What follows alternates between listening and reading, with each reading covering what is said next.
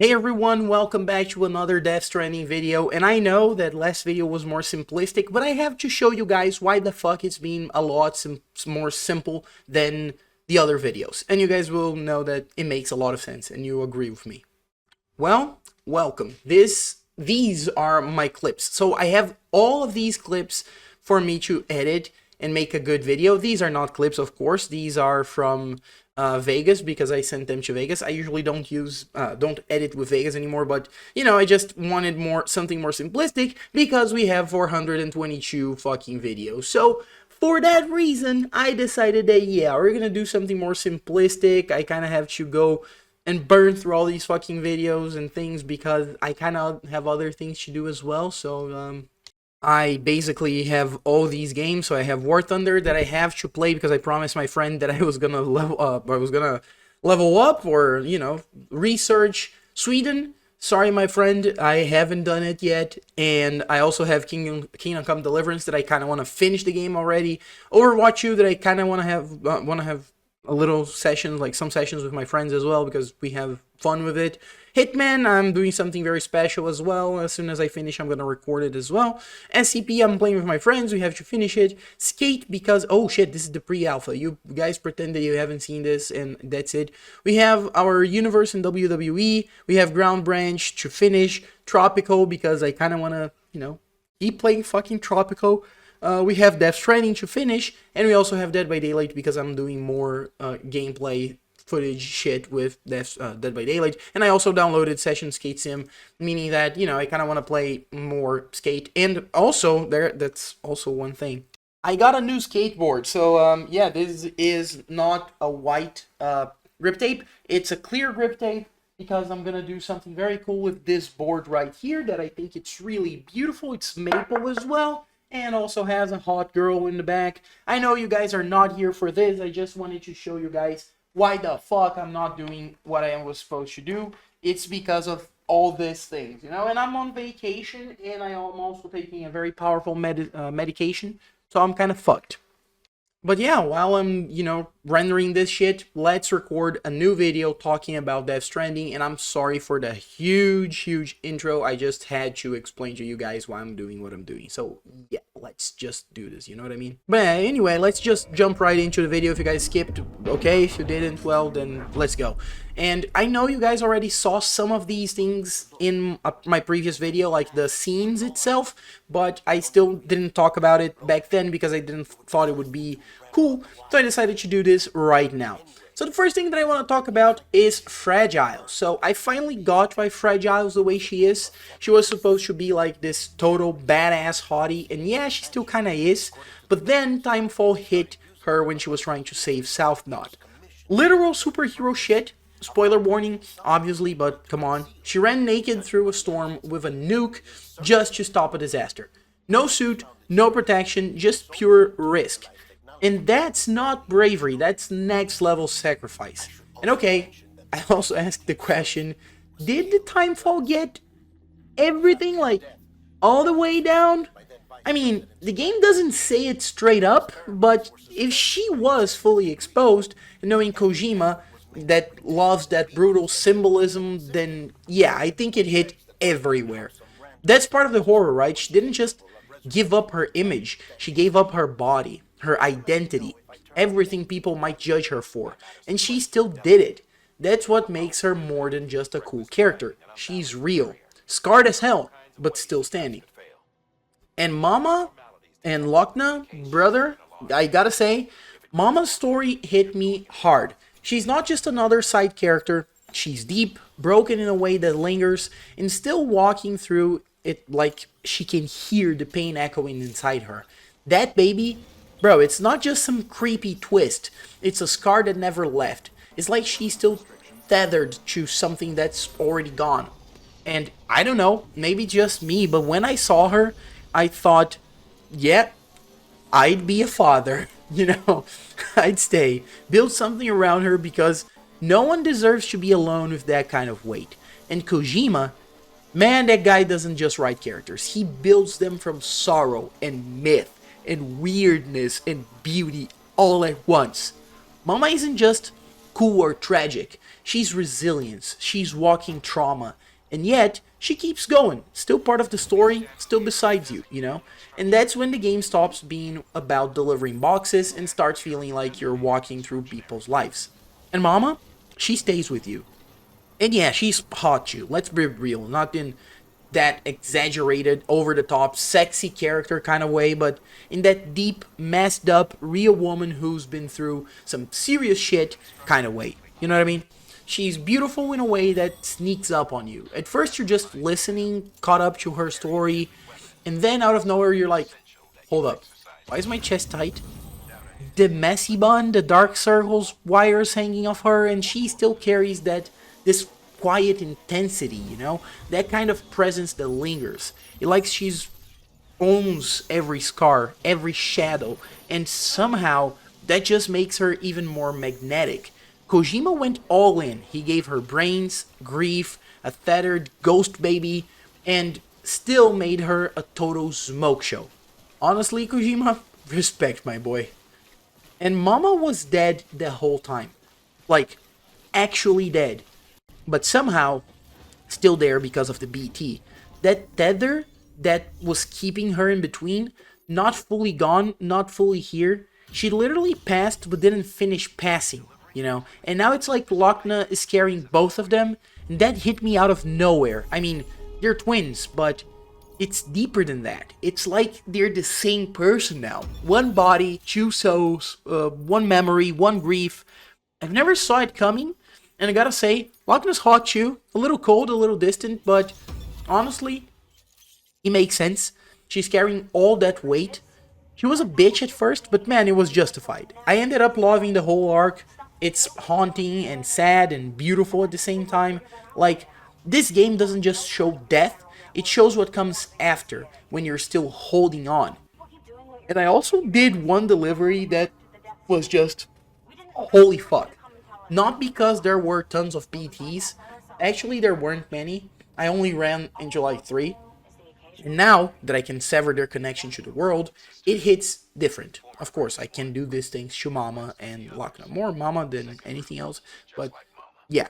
And I love her for all that, you know. But yeah, severing the BT's cords and severing their connection to this world, you know, it's actually kind of beautiful in a weird way. You free them, right? And they give you a like, thanks, man. You know, that's so Kojima. You have help them move on, and they show gratitude with a damn thumbs up.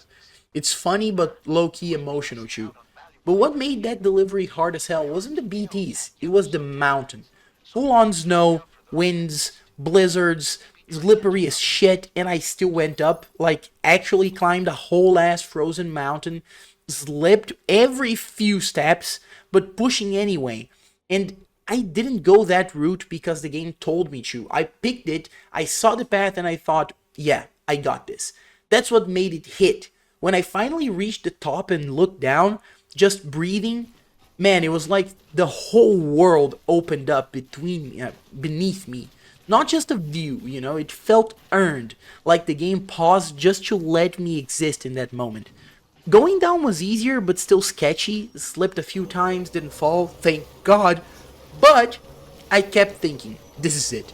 This is the game. No boss, no crazy fight. Just me, the terrain, and the weight I'm carrying. And I realized something while I was doing it.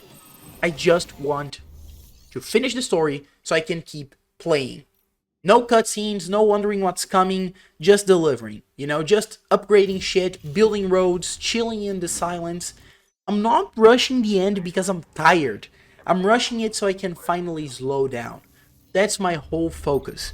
Making roads, building bridges, doing stuff that I know will help others on their journeys, especially my friends who play the game too.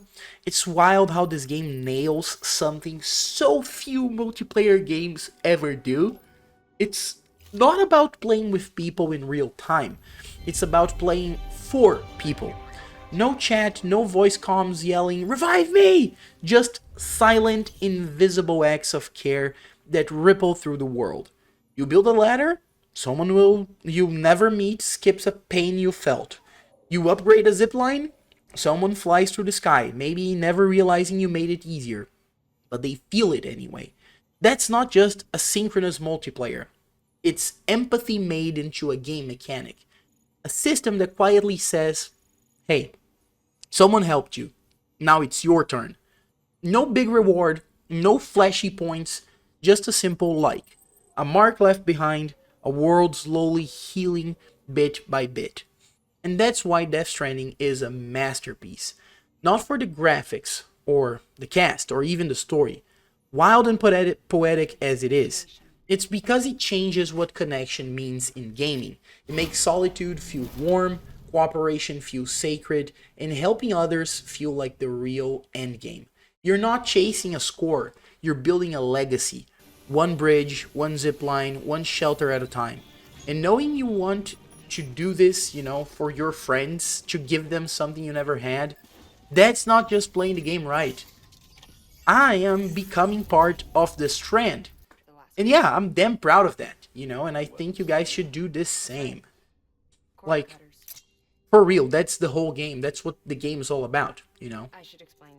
And talking about other players and the world and things like that, I made a delivery to the Mountaineer without my BB. And honestly, that was next level brutal. Like, I kept asking myself, how the hell am I even supposed to do this? How the hell is this even possible in under 30 minutes? Because I don't have my BB, you don't have your BB doing its thing, it's defective, attached to you weirdly, and you're basically blind out there. Life without the BB? Bro, it feels nearly impossible. It's not just losing a gadget, it's losing your sixth sense, your anchor, the thing that keeps you connected and sane in this mess. And suddenly, you're alone in the snow, but not peaceful alone. It's that dread heavy alone, where the world gets silent, the ground swallows your steps, and this cold, the cold just presses in. That run was pure hell. Snowstorms, wind cutting through, BT territory everywhere, and there you are, you're just flying blind into it all. The game isn't asking if you can beat it, it's asking if you can endure it, endure it. It's like 30 minutes or less? Maybe. But it's not about speed, it's about staying calm, trusting your instincts, listening to the snow, the rocks, your own body, and then, to top it off, you trigger 2 boss fights. That's what I did. I triggered 2 fucking boss fights. I ran from one, which was a pretty smart move. I cut some BT cords despite the madness. That's not a failure, you know what I mean? That's pure resilience. That's survival and defiance all at once. And I said it, man. Life without BB feels impossible. And I don't think I'm wrong. That panic, that raw fear, it's designed to make you appreciate how much BB really holds you together. Not just mechanically, but emotionally. BB is our bridge to the unknown, to others, even to ourselves. Lose that bridge, even for a moment, and hope feels like it slips away. But I did it anyway. I pushed through the storm, through the chaos, through the bosses in the darkness. And that's not just playing, that's a pilgrimage. You are not just Sam anymore. You're the guy who keeps walking even when everything tells you you're not ready. And that's Death Stranding. And that's us. That's you. That's Sam. And I heard some people say that the Mountaineer mission is boring. And I'm sorry, I don't like bashing Charlie over nothing, but Charlie, Moist Critical, even got pissed about the back and forth. But for me, it was the opposite. It showed me how real this is, how much you matter as a porter. This isn't just a fetch quest, it's a lifeline. I felt that rush hard, like I was running for my life, and for his wife's life too. I even triggered some nasty fights along the way, twice like I mentioned before, and yeah, that's how desperate it felt.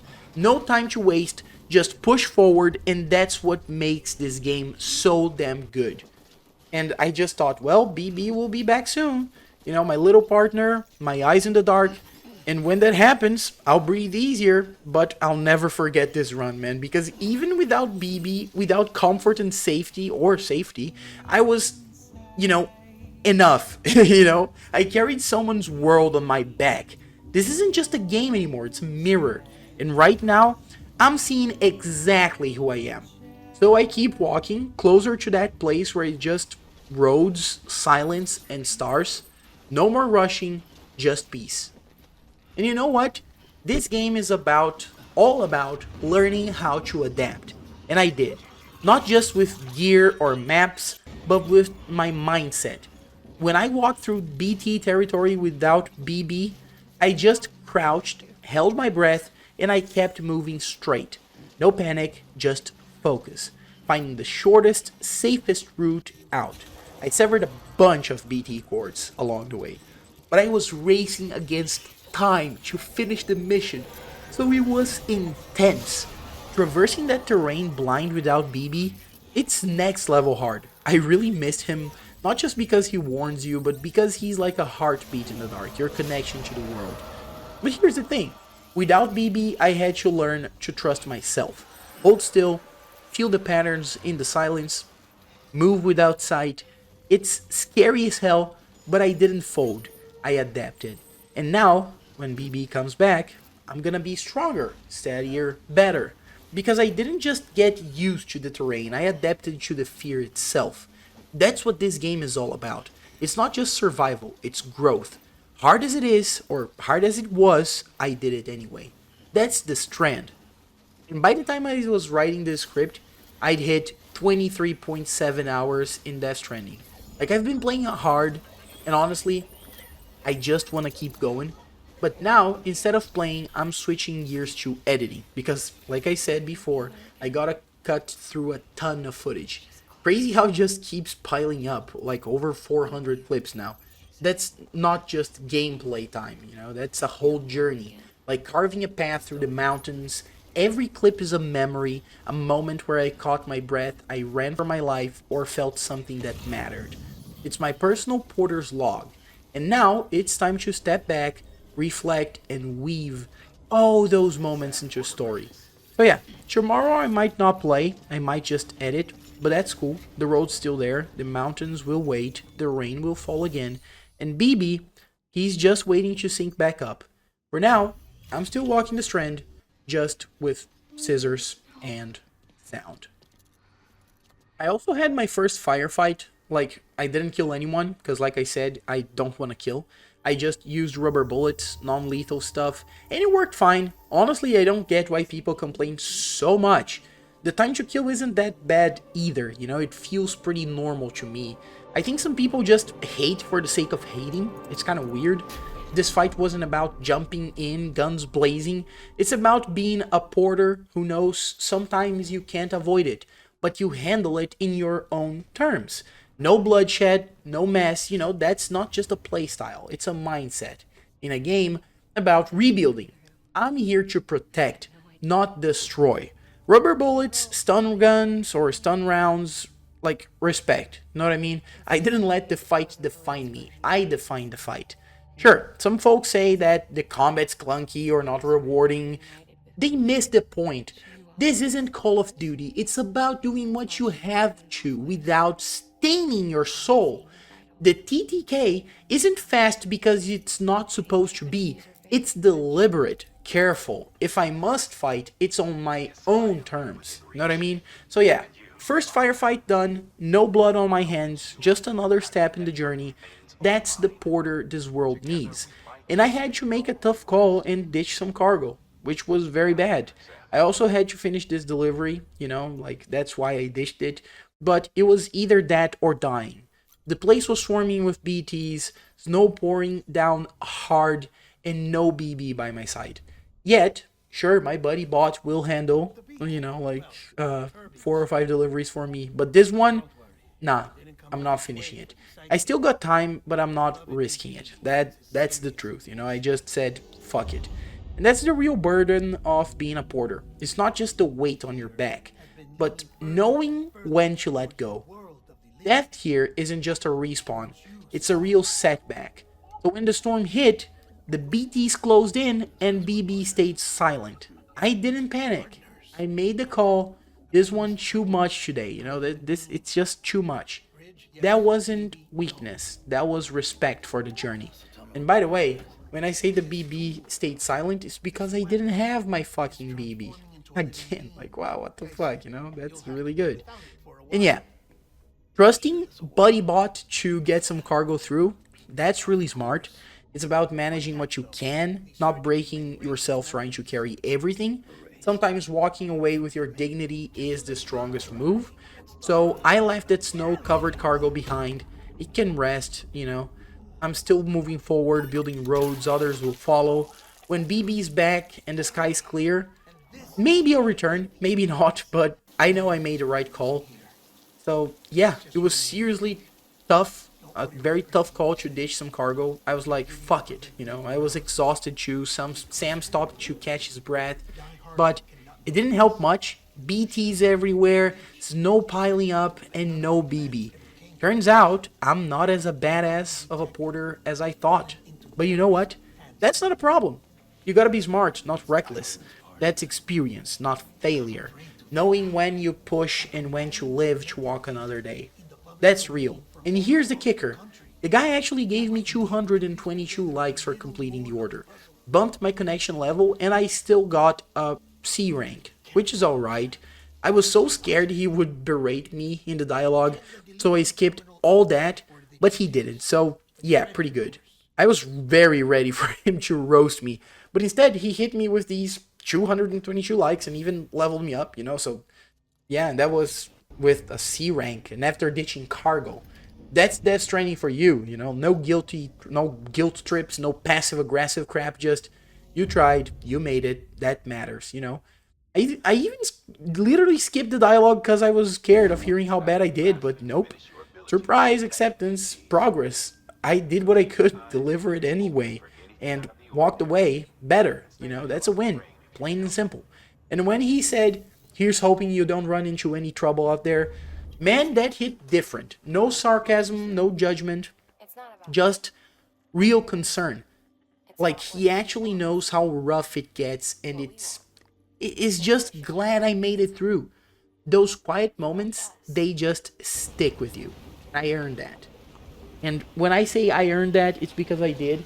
Just the same as why I got a damn trinket the next order I had to make. I literally got the dumbest thing after the most insane climb. Like, I had all this thing with the mountaineer. I had my first firefight. You know, I had a bunch of cool things. The mountaineer, I failed the delivery, and still he was very, you know, relieved that I was alive and well and shit. And then I literally just got the dumbest thing after the most insane climb. You know, I went through a full-blown snowstorm, no BB, dodging BTs left and right, climbing icy ass mountains with half my stamina bar gone, and when I finally get there, what do I get? A damn trinket. Like, come on, I risked my life out there. My boots were shredded, my suit was soaked, and Sam was breathing like he just smoked a pack. And this lady's like, here, take this little charm I made. Are you serious? A souvenir? I mean, I laughed. It's funny in that this game hates me, but I also love it, you know, kind of way. I didn't expect to get just some top tier equipment or anything, you know, but holy shit, that was not worth it. At least on paper, but deep down, that's the magic of Death Stranding. It throws you into hell and rewards you with something totally underwhelming. And somehow, it still sticks. And there's the buddy bot. God, that thing is such a mess. Like I said, yeah, sometimes you can say, hey, go deliver the shit, and it works. Sometimes it doesn't. Oh man, and this time, holy shit, you know?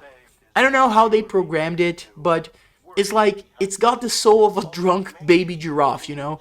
It made this perfect, I made this perfect stair bridge, like, perfect. And the bot actually crossed it like a champ. For a second, I thought, okay, maybe he's pulling his weight now. But then, he just turns around and dives off the side. For no reason. He just, you know, it's straight up lemming behavior. I had to climb down and get all the cargo he dropped. Thankfully, he wasn't too far, but still, this guy is supposed to help me, not sabotage me. Like, Sure, he delivered something eventually, but only because I went back, re-enabled follow mode, and walked him there manually. So, like, why do I even need him? And that's the point. I'm basically escorting a toddler with 2 boxes strapped to his back. And that's it. Floating carriers are still the GOAT. They don't wander off cliffs. They don't glitch out. They don't act like they're auditioning for a slapstick comedy. They just float, carry my stuff, and shut the hell up. That's what I need. The bot, funny, yes. Useful, barely. And that delivery, definitely not worth the frostbite and spiritual trauma. But hey, at least I didn't die. Unlike Deadman. And why you ask me? Because Deadman is dead. I mean, not alive, if you know what I mean. He's technically dead, but he shows more humanity than a lot of people. And Heartman kills himself basically every 21 minutes. And he wants to die to reunite with his family, and his idea is to go around and look for his family in the beach. So Heartman is basically the beach scientist, you know? It's kind of like insane, also sad, but he said something about everyone's afterlife being different, and I'm kind of thinking about it right now. Maybe, perhaps, maybe even real life, you know? I don't know, it's interesting.